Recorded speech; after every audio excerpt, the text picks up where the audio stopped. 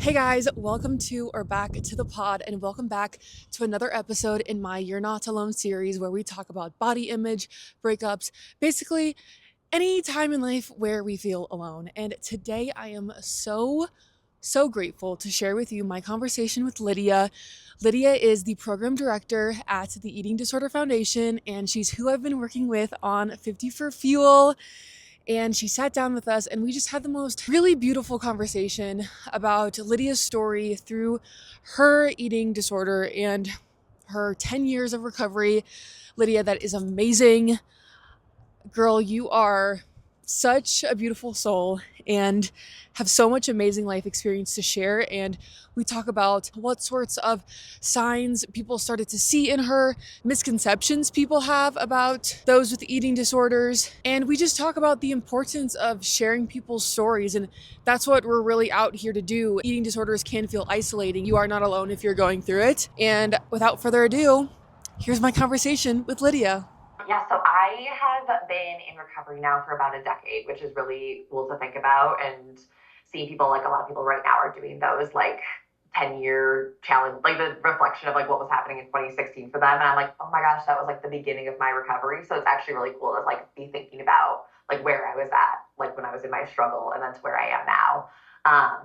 But yeah, I actually started struggling with my like body image and eating behaviors when I went away to college, which is something that I really like. I grew up in a family where my mom struggled with her eating disorder throughout my like most like my like adolescent teen years. So like really going through like developmental stages. So I thought that by the time I like left the house for college that I was like out of the clear and I like wasn't going to develop an eating disorder. And I was like, well, if I was going to develop one, it was probably going to be when I was living with my mom and like seeing her behaviors. And I developed one like very surprisingly to myself when I was in school. I had recently gone through a breakup with someone that I really depended on for a lot of my self confidence and a lot of my worth. And when we broke up, I realized that my sense of self was like unraveling very quickly and started to really turn against myself and see myself as not having value. And then I turned to food controlling. My like isolation got really bad. I started to overexercise, all of those pieces that just led me to a really downward spiral really quickly. And I didn't even like, I can talk about it now, but I didn't realize that it was all based on like my feelings of worthiness and my feeling of like I have a sense of self as a person. I saw myself as like I only have value if I'm being wanted by other people or other people are showing that towards me. And again, I had no idea that that was like underneath all of the things that were happening on top. This has taken a long time for me to like comb through all of those layers of things. But yeah, I'm very fortunate that I received support really quickly into when I started my struggle. People got concerned about me and reported to a staff member on the campus of my college. And I got brought in to have a conversation around what treatment and support could look like for me with what I was struggling with. So I'm very fortunate, which is I think a big reason why I'm here today and able to do this work is because I got support so early on in my journey. And I relocated to a different state to receive support for my eating disorder. And within a couple months of discharging from treatment, I relapsed and had to return to treatment, which was something that I had a lot of shame about. I already like didn't tell people when I was leaving school to go to treatment for the first time because I also had a lot of shame saying like I can't fix myself, I can't get myself out of this, and like I didn't know how to talk about it with people back then. I felt really insecure and really ashamed of what I was going through, and especially because I had watched my mom struggle for so long too that I was like I don't ever want that to be my life. And then here I was at 19 doing the same behaviors that she was, calling her crying and saying like, why can't I stop myself from doing this? And yeah, it makes me emotional sometimes talking about it, I can, about like yeah. how painful that was. Mm-hmm. And yeah, how difficult it was to seek out help and to really want to get better. Mm-hmm. And then also with going through treatment and feeling like, okay, I got this, I can do this outside of here. And then within a few months realizing, oh no, I'm struggling again, and having to like go back to the same place that I had treatment before and say like, it didn't work. Like, what if something's wrong with me? What if I'm broken? What if I can't get better from this? Mm-hmm. And then I decided to make a lot of changes that second time in treatment. And when I left with a full team established. So I was working with a dietitian, a therapist, a medical doctor, a psychiatrist to make sure that I had all of my stuff covered for me Mm-hmm. when I discharged the second time, and committed to doing a step down program from that second time too. So I really tried to use my second time in treatment as like, I got to change some things up and really show up differently for myself so that I can be sustainable in my recovery. So it's been, yeah, since then, since those changes that I made, I really, like, I can today now say that I'm like really proud of myself for at like such a young age, because I think I was like 20, 21 when I like got into like recovery, when I actually made the decision to be like, I need to actually do these really hard things every day to make sure that I like don't keep returning to this. Because I do think it's something that my brain is very comfortable going into the eating disorder. And it's been, yeah, a decade now of like, throughout that time, like it's not like life has gotten easier than how my life was at that time. I've gone through other breakups. Like about 6 years ago, 6 or 7 years ago, I lost my mom to complications of her eating disorder. Um, Wow, I'm so sorry to hear and that. Wow. thank you. Yeah, I mean, that's a big reason why I do this work. Mm-hmm. It's like, as much as it is my story, it's Mm-hmm. also like part of my family story. Mm-hmm. And my mom struggled. She got diagnosed with her eating disorder in seventh grade and like was Oh. on and off, was struggling with it throughout her life. Mm-hmm. And she told me many times that she didn't want to get better and that it wasn't something that she could see for herself. Mm-hmm. um, which is really confusing too. Like being like her child having like a Mm-hmm. similar struggle and her wanting recovery for me, but her not seeing it as worthiness, like her own worthiness of deserving recovery. But it is why I'm so passionate about doing this work and feel really connected to the field and wanting to spread awareness about it. Because I'm like, if my mom could have gotten more help at a younger age, like if there was research back then, when Mm-hmm. she like was getting diagnosed, like could we have prevented things from happening? Could I still have my mom here? Mm-hmm. But now that's why I really just am so grateful to do the work and to be in the space of my recovery, because I did get help early on. I did have access to treatment. All of these things that like aligned right for me, and with like getting the support that I had, like I'm able to be here doing this. Mm-hmm. And I feel like it's a really, yeah, I do a lot of it in like respect and honor of my mom and what she Mm-hmm. went through, and of course partially myself, but it really feels like mostly at this time in my life that I'm doing it like in honor of her struggle and Mm-hmm. anyone that's like, yeah, gone through it for decades. Mm-hmm. And Yeah. what do you think? First of all, that's such a beautiful story. Thank you for sharing. Yeah. Really. Um,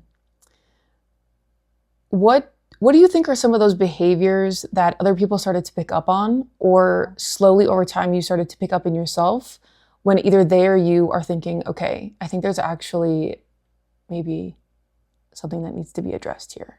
Yeah. Yeah. Really great question. I think the biggest thing for me is that I was super social and very like outgoing. I had like a lot of friends. I was very connected to a lot of folks.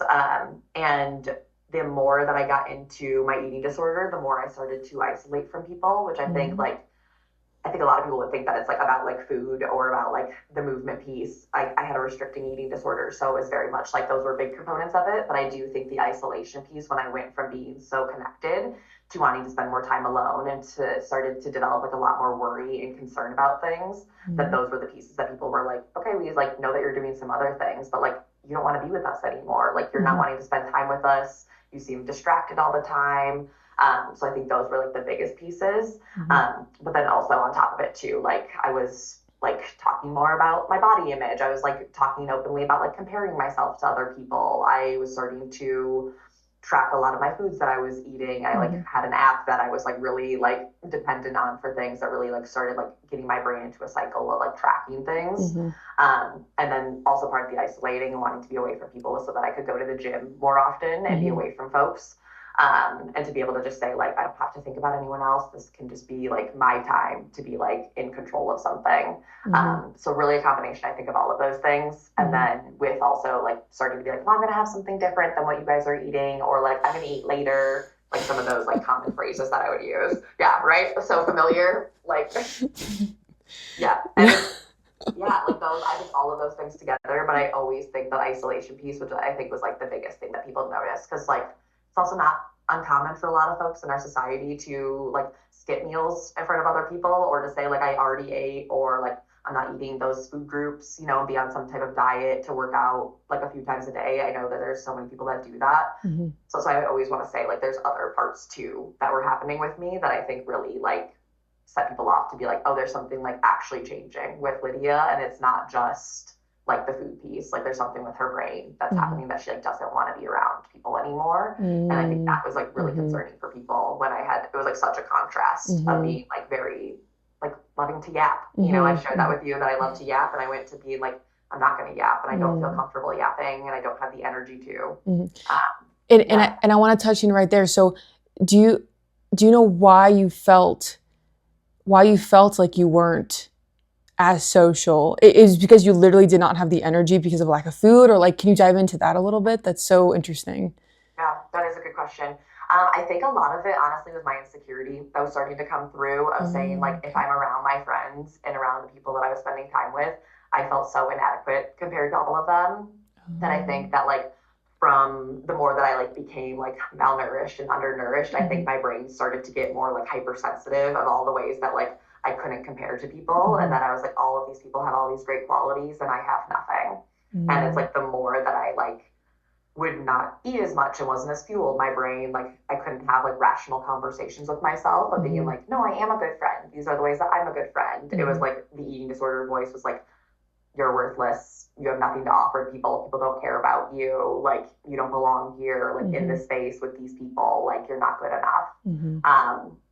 And so it was like a combination of like all of those things, but definitely also too like the desire to just like be in my own world and not hear people laughing, you know, because then I'd be like, Mhm. why are you able to laugh? I'm so miserable and I'm Mhm. so Mhm. like, a part of it too, the energy of like actually physically being tired or Mhm. being cold and being like, I can't Mhm. go out The and like, cold, yeah, it's yeah. yeah, In the office, I was just freezing all the time. Yeah. yeah, there was things I like couldn't participate in because I was like going to be too cold or like wasn't able to like move around as much. Like, so there's like physical limitations like with that.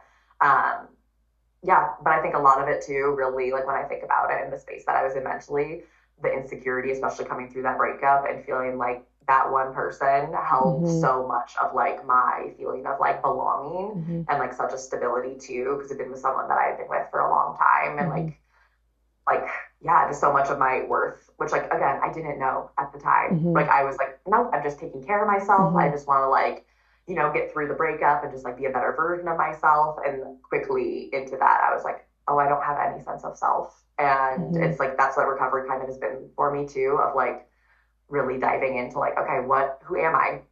What qualities do I have that like no one can take away from me? Mhm. And like not to give that power. Um, yeah, I know I just went on a total tangent away from the question, but the energy piece of not having the fuel and the desire to do it Mhm. and the like insecurity that I carried. hmm and that thing about relationships is so real. I think especially when we get into relationships when we're young, like 16, 17, Yep. it's and then we do rely on them so much for emotional support. I've been there. Mm-hmm. My high school and especially college boyfriend relied on them so much for emotional supports that when we did break up, it was literally like, who is Anya without this person? And it's such, thinking about it from now when I have developed more of a sense of self, but that's taken 5, 6 years to actually see who am I just by myself and not me and this person. I've totally been there, and also getting the reassurance from them, and also just whenever you feel bad, you know that you can go to them and they know how to make you feel better. To then needing to do that all by yourself, that takes that 15 to 20-year old, even a little bit more, is a really critical time to figure that out. So For it's sure. it is nice to hear like somebody having gone through a similar story with that. Um, Even with the breakup, I felt like so like, and even like sharing people like with like other people, like when I developed my eating disorder, like when I would reflect back on it, I like never wanted to talk about like a breakup being part of mhm, my eating disorder story because I also was like so stupid. Like, you know, there's like a lot of shame that I carried that mhm, with like what like led to my eating disorder starting to develop, mhm, even though I of course had like a biological component of like my mhm, mom already struggling, like all these other factors that contribute to the development. But I like had a lot of shame that a breakup was part of my story too, because I was like, well, other people have gone through so much worse stuff. But Mm-hmm. I like too now can reflect back and I was like, oh well, like this was the person I had like my first kiss with in middle Mm-hmm. school, and like so much, yeah, of just like all of those things that you said of like the consistency and the reliability of someone, and then to going into being like, oh, I don't actually know how to do any of this for myself, and like my ability to regulate myself is nowhere because I haven't allowed it to develop into Mm-hmm. that. So yeah, And it's just that feeling of being alone. And as yes, humans, we are not designed to be alone. We're designed to be in a community, yep, and all these things you're touching on, it comes back down to just feeling like you're Alone. alone.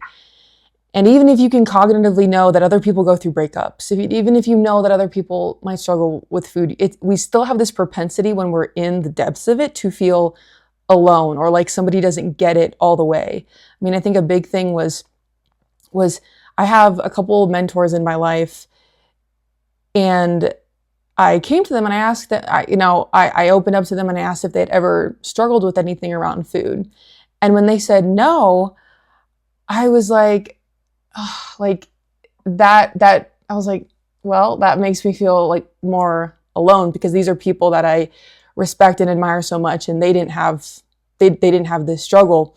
Like, why do I have an objectively good life? Why am I struggling with this? Then I dived in a little deeper with them, and they just have their own flavor of struggles, and and I won't go into it, but other addictions and other things. And so we all just, I think, and then what we can do is, even if the situation is different, we can still have empathy for the actual feeling, and separate the two. And then I was able to talk to them about their specific issue versus my specific thing that I was going through, and find some common ground there, which that started to help. And then what really moved the needle was when I did find people that had similar thoughts. And at first, I didn't. I think a lot of people like don't really make it known that they're that they have these thoughts. But I think when you're thinking about food all the time, you start noticing when other people say something about their bodies, or other people say something about food. And I heard one of my friends say something, and I was like, that's something I think in my head, and you just said it out loud. Are you also maybe? And we're like, and then it was at a dinner party, and I kind of just like, I sat next to her and I said something like really small, and I'm like maybe like we could talk about that sometime. And she was like, yeah. And then, and then it's like one little thing led to the next, and then slowly you know that you're not alone. However, I think is has there any been have there been points even in recovery, which congratulations on 10 years. That's incredible. And I'm sure it's been full of ups and downs. Have there been moments along that recovery journey where you still go back to feeling alone, and how do you cope with those feelings? beautiful. There's so many things that you just talked about that I'm like, yes, yes, yes. The like the secret language, that like can come through with people that you're like, when you hear something, you're like, yes, I Like, relate to that, and like I mm-hmm, see part of me in you, and like mm-hmm, let's dive into that. mm-hmm, So glad that she made that comment, and that you were able to connect on that. And for sure, like I think that for me, like one of the hardest things to cope with is like the sense of feeling lonely, even when I'm surrounded by people. And I think it took me a long time to realize that like you can feel alone or lonely despite being like surrounded by like really loving, wonderful people, and that it's not something that can be like shown by the absence of people in life, but like the more of being like, I don't know how to share myself with people or trust that other people can like see me fully and are going to stick around or like be able to support me. So absolutely, I've had times, and like I think one of the biggest times of like feeling lonely was like when my mom passed away, and then even just recently, like this past year, I lost my maternal grandparents who also were wow, like supported me and my siblings like a lot growing up, and wow, provided like a lot of love and safety. And like there's like some of those feelings that I'm like I've learned, like also with grief, like grief and loneliness feel really connected to me. And I think over the past years, I've just gotten really comfortable with saying like these are going to be parts of me, just like my eating disorder will probably like for my version of recovery. I'm like I'm gonna have thoughts, I'm gonna have like discomfort in my body, and do I have like it's on a pendulum where some days I'm like I don't have any thoughts, and then there's mm-hmm, other days like especially when I'm like in my loneliness, in like really hard times, that I'm like, those thoughts are loud, but like Yeah. it's gonna be part of me. And that's how I feel about my loneliness and my grief, that they're all just Mhm. like parts of who I am. And Mhm. that's something that I work hard. I'm still in therapy. Like I think it's something that I like really, I love doing self reflection and being able to work on myself and like coming to terms with things that are really hard, but like really like trying to give space for Mhm. like the grief and the loneliness, and to just honor that they're present, and trying to just be like, yes, these are normal things that humans go through, and Mhm. I no longer have to use my maladaptive coping mechanisms, Mhm. because I've had years of practice now of being Mhm. able to turn to things. And usually what I need to do is text or call my sister, who that was right in the beginning. She was like been my biggest support since I was in treatment. Mhm. And we developed the language. I honestly don't know how this happened, but she like we got really into a flow of like whenever I would bring up something that I was like, I can't tolerate being in this body right now, or like I can't handle all of the emotions that I'm feeling. And I Mhm. like feel like a volcano that if I start to talk, I'm gonna like erupt with like sadness and pain and anger. And she would always say, like, okay, I'm hearing what you're saying. Like, what's happening in your life right now? Like, Mhm. there's probably a lot of things going on. So, like, write down a list of what's going on and let's talk through it. Mhm. And her giving me the space to say, like, I hear you. Mhm. She wasn't saying, like, you're beautiful. You don't need to Mhm. feel that Mhm. way. Like, your life is so good. Like, Mhm. other people have it harder. Mhm. She would just say, like, yeah, there's probably other things happening that are Mhm. causing you to feel this way, but like, let's talk through it. And Mhm. she's not a therapist. She's not in the mental health field. Mhm. And I think she really was just like, kind of like how you're saying with your mentors in your life that like have had other struggles with Mhm. things. It's being able to be like, I can understand where you're coming from. Mhm. And also like we're not going to go into the spiral of Mhm. like feeding into that and like giving all the space for your worries. Like I want to talk about like the big things and help you Mhm. like get back on track. And her giving that space to me and acknowledging that it was okay that I was Mhm. having big feelings, and not being scared of it, and just saying like, yeah, we'll work through it and like we can talk about things. Like has I still she's still my person. Like I just got text from her while we've been talking of just like, yeah, really like a connecting point Mhm. to that. So like a combination of being like, I feel like kind of it sounds cliche and cheesy, but like being friends with like my loneliness and my grief and these Mhm. parts of me that I have had like a lot of fear and insecurity around. Mhm. And now being like, I just want to be friends with them, and I want to Mhm. acknowledge that they're going to be like passengers in my car. I literally talk about my demons in a bus. And Yeah, it's these things that in the moment I feel that I'm never going to be able to live without them shouting in my face. I'm sitting in the driver's seat and they're like in the passenger, just not letting me drive. grabbing the wheel. Yeah. Yes. And I'm like, there's no way that I'm going to be able to drive without this. I call it, in my head, I call it the demon. And, Yep. but then, they pass but they all sit in the back of the bus with me. I have an episode about this. Love. And so I resonate so much with what you said, because it's acknowledging that they're there. Like they're still there in your bus. They're a part of you. You have periods of time without all of those inundating thoughts.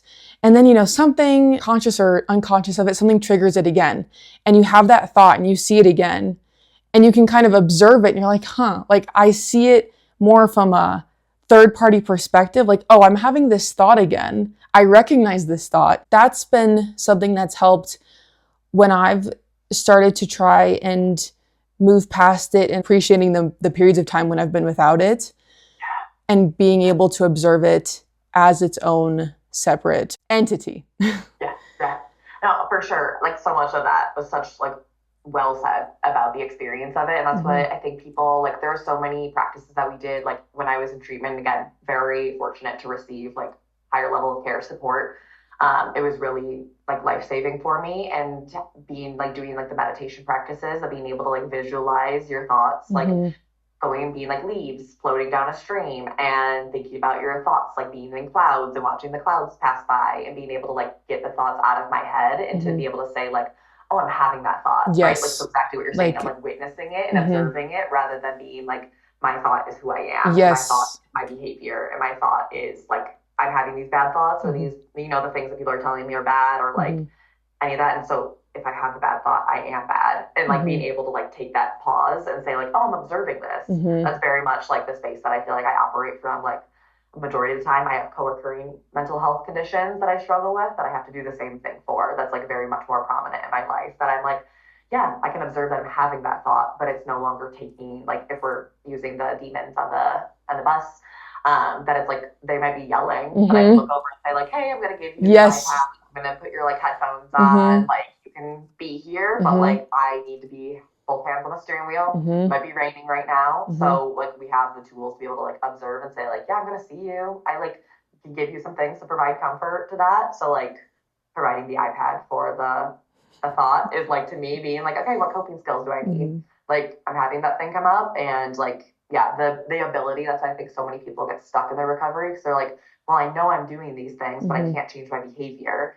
But I'm like taking like recognizing when you have the pause and being able to say, I'm having the thought that I'm doing this Mm-hmm. is a huge step because Mm-hmm. I think that can be so hard when it feels like the thoughts are just like who I am Mm-hmm. and like what I do. And like there doesn't feel like there's that space. So I always am super happy when I hear people talking about that of just Mm-hmm. like, yeah, like giving the space for the thoughts to not be in control Mm-hmm. and to be able to say, like, I can just observe it. And even if people do engage with the behaviors, then afterwards, still being like, you took a pause. Mm-hmm. That's more than you were able to do a week ago. Mm-hmm. And if that's where we're at right now, like, work with that. Mm-hmm. And it's not too little of a step. Mm-hmm.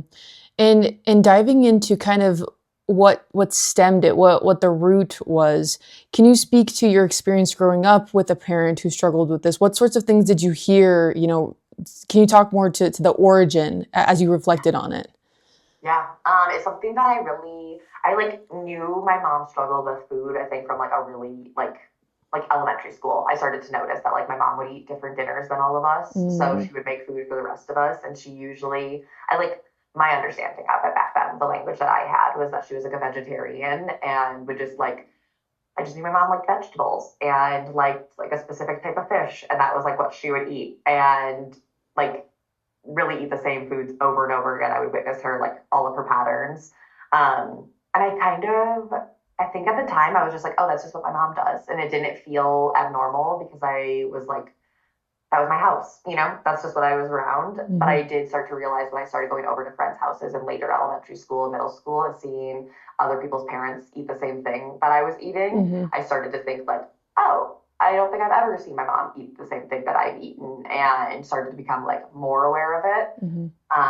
And my mom also struggled with over exercising. She loved to run, and for a while it was something that I could tell really like she like ran in races around our town, and like it was something that like brought her a lot of joy. Mm-hmm. And then I started to like I have anxiety. That's also something I've struggled with since I was little. But I would like ask her not to go running because it would scare me because she would go really early in the morning, like when it was still dark out. And I would sit downstairs and like wait by the door or like wait for her to come home so I could hear the door open. Mm-hmm. And she wasn't able to not go. And I think that was something that was really confusing for me at a young age of saying like, I'm not like I didn't understand why she was still choosing to go running, even though I was scared and was worried that I was like, well, what if you get hit by a car? What if you fall? Like all of those like what ifs that my brain started to think at a young age. Mm-hmm. But noticing the same things of like her not being able to like make the choice to do it. It was like that's what she did, and there was nothing that she could do to stop it. And then the progression got worse as like me and my siblings got older because we didn't need her as much like involved with our like day-to-day lives. We started to be more independent. But I think she also struggled with like her identity and like what she like her worthiness as like a human. Mm-hmm. And so when I got into middle school and like my siblings got into high school, I noticed there was like a lot more time that she would spend like I worked at a gym when I was in high school, and she would work out at the gym and got all the compliments, and all the people reinforcing. Like I would hear it all the time. Like your mom is like my idol. Like I look up to her so much. Like all of those things, and I was like she's really ill, but like people can't see that. So something that like again it was so hard to witness it because I was like it's around me all the time, but it also felt like I had no awareness of like what it felt like to be in the eating disorder and to like really understand what she was going through. So as soon as I started to develop mine, I was like, oh my gosh, I've been treating my mom so unfairly my whole life because I would also get like mad at her, when she would skip my like dance performances for like eating disorder behaviors or be doing things that like were more about that. I was angry and I was confused. And then when I developed my eating disorder, I was like, oh, like I'm so sad that I was not like more compassionate to her and wasn't like, I understand that you're not choosing to do this and it's not something that you're like choosing over me. And that it's something that's like your brain is really conditioned to do these Mm-hmm. things. And like, Mm-hmm. it doesn't matter how much you love me. It's like your brain is really like in this routine that like Mm-hmm. you can't deviate from because it's unsafe for you to do that. Mm-hmm. So yeah, it's like a really weird thing to even like talk about because I feel like it's hard to capture like Mm-hmm. the experience of it.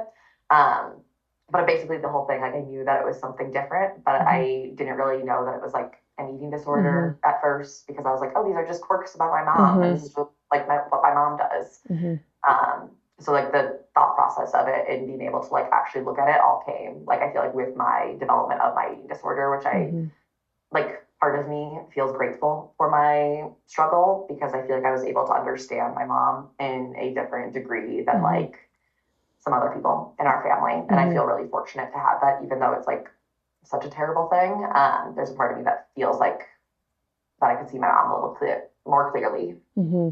Yeah, and I think that's a big thing with the exercise and looking at somebody who looks fit. When I do look at somebody who is fit, the only thing that I hope is that the mental side is there too. You know, and especially when it is in the fitness space, people do look at that very last sliver of, okay, what does your body look like? But nothing before, like not how you got there, not what you do every day, not how you feel about your body.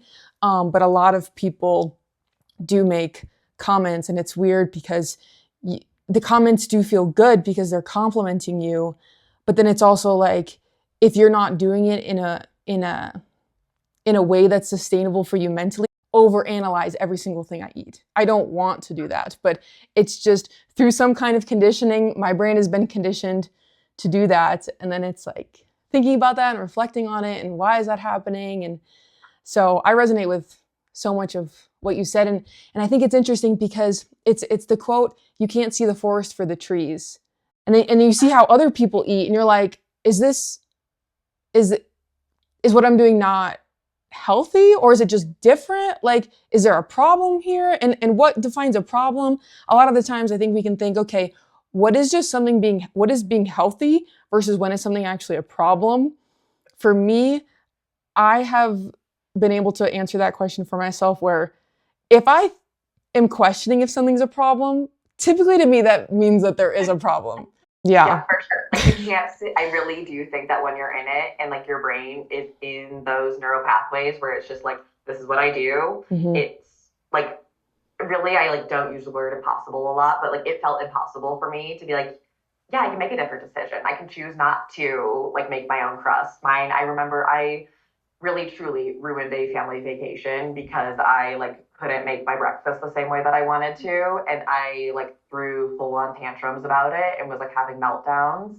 And I had so much shame about those reactions. But I was like, I don't want to be doing this. Like, Mm-hmm. I want to be like enjoying this vacation. Mm-hmm. And instead, I'm like crying in the hotel room, you Mm-hmm. know? And it's, yeah, when I was in it, I was like, yeah, how do I get out of this? And like, I can't see, you know, because it's like all around. And there, when, especially for folks that struggle with like restrictive eating disorders, that like bodies change in a way that's very like idealized in society, Mm-hmm. that is very much something that like, yeah, the compliments are really confusing Mm-hmm. because you're like, I speak for myself. I was like, I feel terrible and Mm-hmm. I am miserable and I am suffering and struggling. And I'm also getting told that people are jealous of me and that people wish they had my willpower. And I'm like, if you only knew what my brain was like and how like sad I am and how empty I feel and how like scared that I am all the time, like, but that's not what people see, you Mm-hmm. know, and especially in a society that like has so much obsession with like bodies and what bodies look like that it's so hard to separate from in that Mm-hmm. time. Yeah, and with this day and age when we are on camera all the time in our phones, we see ourselves so much. And I'm the first one, I mean, everything I do is on social media. That's how we get the word out. There's a time and place for it. However, I spent a week in the desert last year, no mirrors, nothing. And I felt just so, I'm like, wow, like I'm just living the world, like I'm just experiencing the world. I'm not constantly, and the reason our brain does this is because we are primed to recognize emotions in other people and their intentions to us to know if they're a danger to us. That's why we judge, to know if somebody's going to be dangerous to us. But when we see ourselves in the mirror, guess what we're doing? We're judging ourselves. So it's just this constant, like, looking at ourselves in our primal brain is firing those, okay, is there a threat here? Is there a threat here? But it's us, right? Yeah. And so when I spent that weekend out there, I was just living, and it didn't matter what my body looked like. It was just, I'm going to eat when I feel hungry. That's another thing, is learning how to feel what hungry feels like again.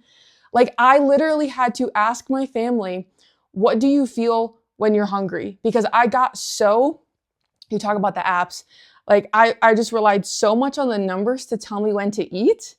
Yep. That I had to retrain, okay, what does true hunger feel like? And not, eating like way past that because I'm not going to eat later. But that whole balance, it's a journey. Before, only my friends knew maybe that I thought about these things. But now it's kind of like, oh, like any random person could log on to my accounts and see that I think about this. And so it's a little bit vulnerable. Have you experienced that working in the space? For sure. It's something I think about. Like, that probably is something that comes up so frequently for me, of thinking like, oh yeah, this is a big part of like, it's like such a big part of me and my story and like everything, that I'm like, it is vulnerable to share. And also I think that what you and I both have in common with it, in thinking about that, of like, oh my gosh, people know like these like deep internal things. But there's, to me too, like, the misconceptions around eating disorders are like so like everywhere, so like present in our society, that I'm like, it does like, I try to remember that I'm like, okay, no matter how vulnerable I'm feeling about this, like, I also want to use my voice in a way of like debunking things, demystifying things, making eating disorders a more like a like thing to talk about. Like, I don't, like, it's like, I want to give people access to like what the thoughts sound like, what like people have struggled with, what like recovery can look like. Because at the end of the day, to me, I'm like, I want to be vulnerable. I want people to see me as like who I am and as like a whole person, and not just as like one part of myself that I'm choosing to share. And to really like make eating disorders and talking about them more accessible, because I'm like, that's what I needed, was someone that was like sharing that, like, if you have these thoughts, you might be struggling with something, and to feel like a little less alone goes a far way in our community. So yeah, dealing with the vulnerability is like an ongoing thing of being like, yeah, like, is it okay to share? Do I want to share? Do I feel like I'm giving people like an idealized version of recovery? And even saying that I've been in recovery for 10 years, I'm like, that put pressure on other people. Does that make people like question things? There's always so much, but I try to be like, okay, that's me also going into like perfection mode and thinking that I owe people something, of like saying this is how their recovery should be, being like, no, this is just what works for me. This is my version of recovery. I operate from an all foods fit model. I don't have like a like serious like fitness routine that I do. I'm like very like flexible with like all of my things in my life, because rigidity in any form for me is really unhealthy. And that's something that I'm like, yeah, this is just what works for me. I think that like, I come back to that too all the time, of like, everyone's recovery needs to look different for them based on their lives and based on what's accessible. And like, yeah, remembering that it's like, you're giving your version of recovery. Like, that's what you're sharing, is like, this is what works for me, and I'm sharing who I am. And I think it's like such a gift to be in the space to do that, especially about a topic that there's so many misconceptions about. And people think it's only about body image, and it's only about caring about what we look like, or any of those pieces. And like, showing that you're a whole person is like what we need, and what the world needs. What would you say are the biggest misconceptions about people who struggle with eating disorders? Ooh, okay, I got my list. Biggest thing is that eating disorders are not a choice. And I've heard that so much, that people are like, oh, people can just choose to eat, choose not to eat. Like, all of those different types of statements. I'm like, this is not something that people with eating disorders would ever wish on their worst enemy, is like to have these thought processes. So eating disorders are not a choice. Second thing is that men cannot struggle with eating disorders. I hear this so much, and have heard so many stories of people, even with their kiddos, bringing their kiddos to doctor's appointments and saying like, I think my son is struggling with food, and doctors saying like, oh, boys don't struggle with that. And so like, the misconception that it's only like a women-based problem, when like there's higher rates of eating disorders in the LGBTQ plus community. So like trans and non-binary folks struggle with eating disorders at higher rates. And knowing that like anyone can be affected by eating disorders. Also, that older folks can't struggle with eating disorders is a huge misconception. We have a lot of folks in our community. Our most popular group here at EDF is for folks over the age of 50. It's the group that has the highest attendance every week. And it's something that I'm like, yeah, there's so many people that are over the age of 50 that struggle, like going through different life stages. So it's not an eating disorders don't just affect young people or like college age people, even though like that is part of my story. Is that I developed my eating disorder when I was in college. And that's why I think I got help so easily, was because I was at that time that people like, I fit a lot of the misconceptions about eating disorders. And I think another one too, is that people with eating disorders like only appear to be like, I'm putting this in quotes, like underweight and have an underweight BMI, because people can exist in every type of body and be struggling with any type of eating disorder. Atypical anorexia, which I don't like the name of it because atypical anorexia is actually more common than anorexia nervosa, a restricting type. And folks that meet that criteria, the only difference between atypical anorexia and anorexia nervosa is the BMI. And it's shown that in studies that have been done that folks that struggle with atypical anorexia have higher rates of symptomology than folks that struggle with anorexia nervosa because they're not in a medically deemed underweight body. So that you can't tell if someone has an eating disorder by looking at them, and that like there's only one way to look if you have an eating disorder. Those are a handful of my myths that I like to break down, because I think that so many people get missed that are struggling with food and body image related things because they don't look or seem like they're like what society has painted as a picture of someone who does struggle with an eating disorder. And I think that's like part of my like vulnerability piece of what we just talked about too, of like, yeah, I do feel a lot of misconceptions. I have blonde hair, blue eyes. I'm a white woman who came from a family with like medical like insurance, like access to care. So like there's a lot of things that I'm like, that's like I want to own that's like a part of my story, and that it's something that like I want to use like space in recovery as a way to like bring all of these other topics to light and to say like, yes, I may look like that, but that's why I've gotten care, is because I fit stereotypes. But there are so many more people that our society, doesn't think that would be struggling with an eating disorder because they don't look that way. So talking about myths is something that I love to do because it's, brings more light to the topic. I know people who, they have trouble consuming enough food. And, somebody in my position could look at them and think, oh, like, I wish I had that. Like, I wish I had to eat more because all I want to do is eat more. Okay. But then from them, it's the exact same thing. They're like, oh, I wish I could eat more. And then I just have to remind myself, like, no, we wouldn't choose to be like this if we could, right? Like, and then on the guy's perspective, I think male stereotypes of having to be, the protector and having to be big and strong and what that signifies, that really messes with guys' heads. And I think people go into the gym and they see these big dudes and they think it's ego driven and they're arrogant, but I know some of them that struggles just as much in their own way. And so a big part of this campaign is I want to share other people's lived experiences, because when I listened to a podcast of a girl who had a similar upbringing, that she was always in sports, it was never a thing. We had a similar physique. I think a big thing was finding people who had a similar physique as me. When I heard her story and how it developed, and I could relate to that, that was when I started to get the first relief. So if I can share other people's stories. So thank you so much for sharing yours, and breaking down some of the misconceptions, because all we know is our own lived experience, right? Like, and all we have is us, but even just being cognizant that other people are going to have a different lived experience is the first step. Now we'll get into some of the reels questions, and I'll stop the recording here on. My name is Lydia Rhino. I am the program director at the Sorter Foundation. EDF provides non-clinical peer support. So that looks like providing free support groups, education presentations, advocacy work, and mentorship, and free size and gender shopping boutique area. So all community-based things. So we're not doing the clinical work like therapists or dietitians. We are providing community for folks. So when they are looking for other people that can understand what they're going through, they can come to us and find other folks that have either struggled with an eating disorder or are struggling with disordered eating, body image concerns, and just have a space to go where they know that they're not going to be alone. So being the community piece is the big part of what EDF provides. So we have our groups are facilitated by clinicians.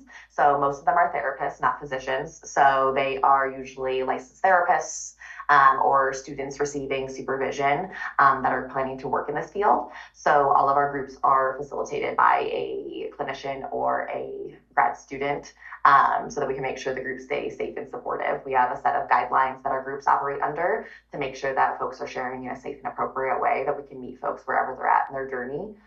So we want to make sure that's a huge part of having the volunteer facilitators in the group, is to make sure that the groups stay safe, and it's a way for clinicians to stay involved with the community, whether they're working in a higher level of care or in an outpatient setting, and it's their way of being able to stay connected and providing to the community. So it's amazing. It's such a gift to have all of the folks that volunteer with EDF being able to give their time and support the community, and our community is endlessly grateful for the folks that are willing to show up for them and just to be there to hold a space to say, yeah, you are not alone in this, and we can all log on together or join in person to be connected. Yeah. And how can people join anywhere in the world? So amazing. So starting a couple of years ago, we were able to switch from all of our services being just in person here in Denver, Colorado, to now being all available throughout the country. So really easy to sign up for our groups. We don't have any costs associated with it. We don't do any navigation with insurance. People can go onto our website, find where it says support groups, and click through, go sign a confidentiality waiver, answer some questions, and then they can get the Zoom link and be able to join from wherever they're at. We have groups almost every day of the week. We have different age demographic groups, different specific ones around. We have a specific group that meets monthly for men, for neurodivergent folks, for athletes, for helping professionals that are in recovery. We have a bunch of different spaces trying to make it so we can have folks that can connect with one another on a little bit more deeper topics too, outside of just the eating disorder and other identities they might have. The folks can go through that process, sign up, have their profile with us, and can join whenever they can. People can join when they're on vacation. People can join in different countries. We often have a couple of countries represented in groups, which is really cool to hear, and just reinforcing that people are not alone in the struggle, even if they feel like no one around them understands. They now have someone who lives in a completely separate country that understands what they're going through, which I think is really, really remarkable. Absolutely. That's amazing. And I just want everybody watching this from everywhere that I've met you in life, whether that's Iowa, Connecticut, Texas, Paris, where else have I been? You can log on to EDF and get the support that you need no matter where you're at. And that is such a beautiful thing. Why should people donate to 50 for Fuel? People should donate to 50 for Fuel so that we can keep providing these free life-saving resources to folks at no cost. All of the donations that we receive go towards making sure that people have accessible, free care, because eating disorder care can often come with a cost barrier. That's something that a lot of our group members say is something that prohibits them from being able to be in recovery and to make that step. So we are providing these resources to folks for free. And I know it's something that if folks don't have access to other care, that this can be a lifeline for them to be able to connect. So any donation that comes in allows us to keep doing this work and providing education, advocacy work, helping get laws passed, helping folks navigate treatment, getting resources, referrals, all of these different things that we're able to do to really save people's lives and to be able to remind people that recovery is possible and that hope exists and that people are not alone going through it.